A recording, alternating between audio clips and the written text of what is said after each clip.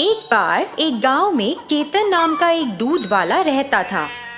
जैसा कि केतन गाढ़ा और शुद्ध दूध बेचा करता था, गांव के सभी लोग उससे ही दूध खरीदना पसंद करते थे। केतन गाढ़ा और शुद्ध दूध बेचने में सक्षम था, क्योंकि वह कुछ गायों का मालिक था और वह उन्हें चराने जाता था। वह 8 गायों का पालन पोषण करता था और उसने उनका नाम गंगा, भद्रा, भैरवी, रुद्रवी, बाला, सेतु, चंडी और द्वारक्षी रखा। सभी 8 गायों में से भद्रा वो है जो हमेशा एक या दूसरे तरीके से गड़बड़ी पैदा करती थी और केतन उसके आगे पीछे भागता रहता था। एक दिन केतन ने अपनी सभी 8 गायों को खेतों में निकाला ताकि वे चर सकें। उसी समय भद्रा ने कुछ शरारत करने का सोचा। मैं इस चुप्पी को सहन नहीं कर सकती। कोई मजा नहीं है, कोई मनोरंजन भी नहीं है। मुझे अब कुछ पागलपन करना होगा। उसने झुंड से बाहर निकलने और कहीं छिपने का फैसला किया। जब उसने देखा कि केतन अपने विचारों में खो गया है, भद्रा धीरे धीरे खेतों में घनी घास की ओर चलने लगी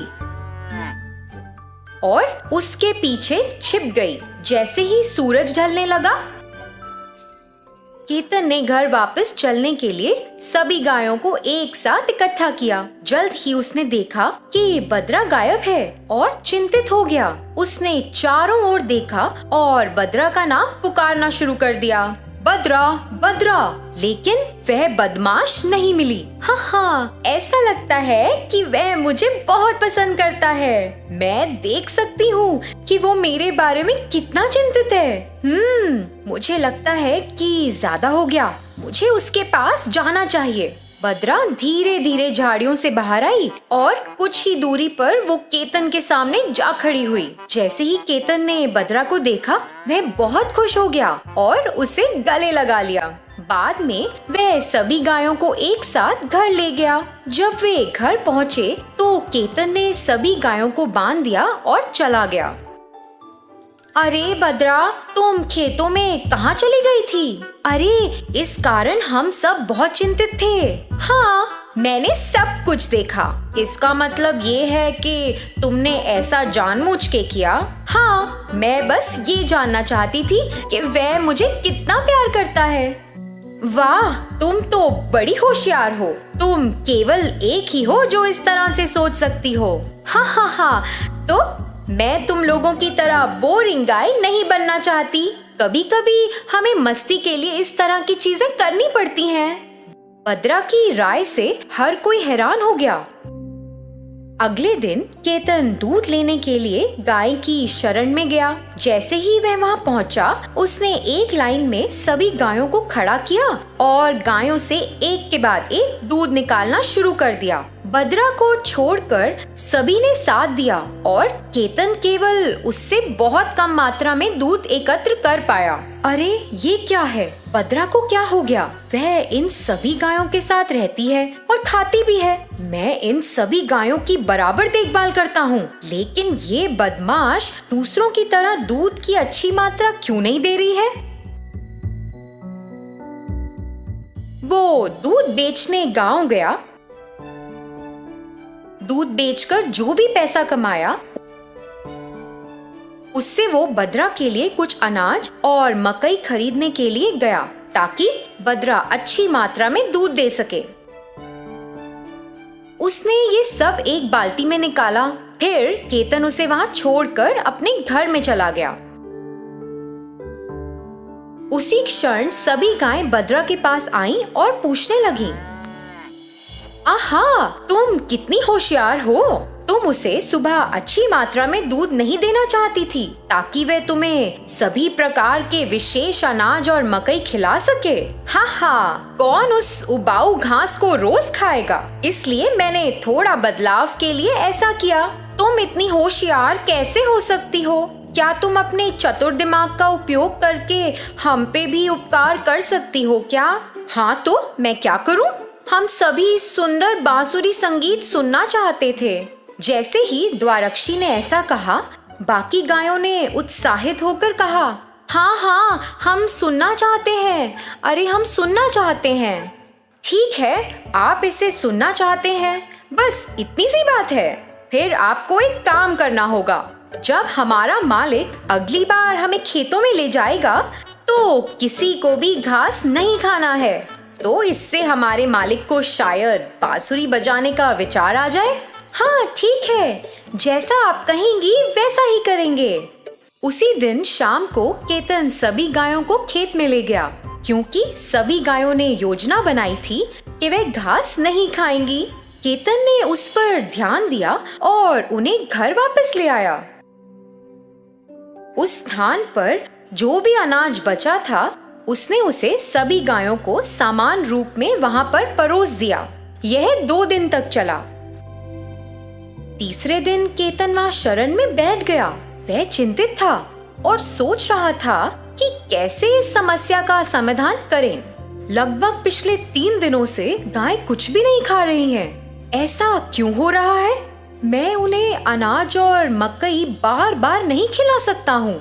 ऐसे तो वे अच्छी मात्रा में दूध भी नहीं देंगी, और अगर इस तरह से चलता रहा तो मैं क्या करूँगा? जब केतन सोच रहा था, उसकी पत्नी सरस्वती उसके पास आई। जी, क्या हुआ? आप किस बारे में चिंतित हैं? अरे, जब मैं उन्हें चराने ले गया तो गायों ने घास नहीं खाई। यदि वे ऐसा करती रहेंगी तो हमें गुणवत्ता वाला दूध नहीं मिलेगा। हम दूध नहीं बेच पाएंगे और इससे हमारे जीवन पर असर पड़ेगा। अपने पति की बात सुनने के बाद वह विचारों में खो गई और अचानक कहा, जी आप एक काम करें, उन्हें मैदान में ले जाएं और एक बांसुरी बजाना शुरू करें। मुझे यकीन है कि वह घास खाना शुरू कर देंगी। आहा, मुझे लगता है ये सही है सरस्वती। अगले दिन केतन गायों को खेत में ले गया और बांसुरी बजाने लगा।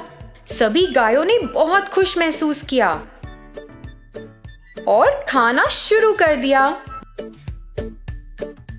मैदान में वापस आने के बाद सभी गाय खुशी से एक स्थान पर एकत्रित हो गईं और गंगा ने बद्रा से पूछा, बद्रा, ये सब तुम्हारे कारण है। हम सब बहुत बहुत आभारी हैं। अब मेरा एहसान चुकाने की आपकी बारी है। हाँ तो हमें बताओ। मैं कल दूध नहीं दूंगी। मुझे इसके लिए तुम्हारी मदद चाहिए। हर कोई उससे सहमत था। और अगले दिन जब केतन दूध निकालने के लिए आया तो सभी गाय चौकन्नी हो गईं। केतन आया और एक लाइन में सभी गायों को बांध दिया और अपना काम शुरू करा। जब केतन गंगा से दूध ले रहा था तब बद्रा दूसरी स्थान पर खड़ी थी। जब उसने दूध निकाला तो बद्रा अपने स्थान से तीसरे स्थान पर चली गई। केतन का इस पर ध्यान नहीं गया। उसने सिर्फ एक के बाद एक दूध लेने पर ध्यान केंद्रित किया। अरे बद्रा, तुम कितनी चालाकी से बच निकली। तुम बहुत बहादुर हो। मगर मुझे संदेह है, जब उसने सभी को एक लाइन में बांध दिया, क्या उसने तुम्हें नहीं बांधा? तुम उससे कैसे बच गई? हाँ, तुमने ऐसा कैसे किया? मैंने वही चाल चली। हा, तो आप लोगों ने भी उस पर गौर नहीं किया। हम गर्व महसूस कर रहे हैं कि हमारे भीतर ऐसी बुद्धिमान मित्र है, लेकिन हम अपने मालिक को कैसे धोखा दे सकते हैं जब वो हमारा बहुत अच्छे से देखभाल कर रहा है? हाँ, ये सच है। वह हम सभी के लिए बांसुरी बजा रहा है और वह हमें अच्छा स्वस्थ भोजन खिलाता है। ऐसे व्यक्ति को धोखा देना सही नहीं है जो हम सभी की इतनी अच्छे से देखभाल कर रहा है। सभी गायों ने एक साथ कहा, हाँ, ये सही है। क्या बद्रा, तुम चुप क्यों हो? मैंने आप लोगों को इसी बारे में बताने के लिए सोचा था। किस बारे में? अब से हमें उस पर कोई गड़बड़ या किसी तरह का बोझ नहीं डालना चाहिए। ऐसा क्यों?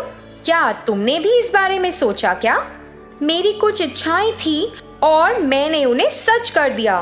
दोस्तों, मेरी मदद करने के लिए बहुत बहुत धन्यवाद। अब से उसे परेशान नहीं करेंगे। बद्रा की बात सुनकर अन्य सभी गायों को बहुत खुशी हुई। उस दिन से सभी गायों ने वहाँ दिनचर्या का आनंद लिया, जैसे खेतों में जाना, बांसुरी सुनना, घास खाना और घर वापस आना, और फिर अनाज और मकई खाना और अच्छी गुणवत्ता वाला दूध देना। यहाँ तक कि केतन अपनी गायों को स्वस्थ देखकर बहुत खुश महसूस करता था।